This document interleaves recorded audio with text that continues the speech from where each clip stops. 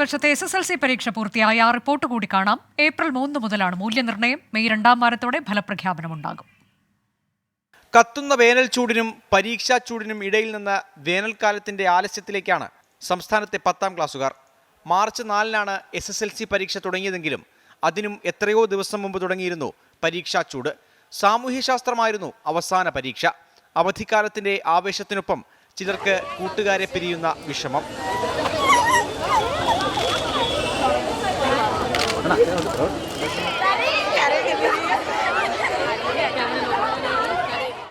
എല്ലാവരെയും ഇനി കാണാൻ പറ്റുമെന്ന് പോലും അറിഞ്ഞൂടെ.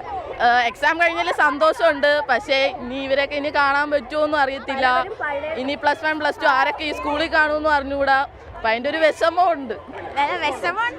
ഇനി എല്ലാവരെയും കാണാൻ പറ്റുമെന്ന് അറിയത്തില്ല, എല്ലാവരെയും മിസ് ചെയ്യുന്നല്ലോ അല്ലേ. അപ്പൊ ഇന്ന് പരീക്ഷ കഴിഞ്ഞ് ഇപ്പൊ എന്നാ കാണുന്ന എല്ലാരെയും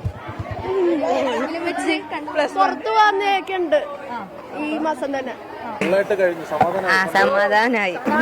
പക്ഷെ ഫ്രണ്ട്സിനെ വിട്ടു പോണ നല്ല സങ്കടമുണ്ട്. അതാണ് വിദ്യാർത്ഥികളെ യാത്രയാക്കുമ്പോൾ അധ്യാപകർക്കും അഭിമാനം.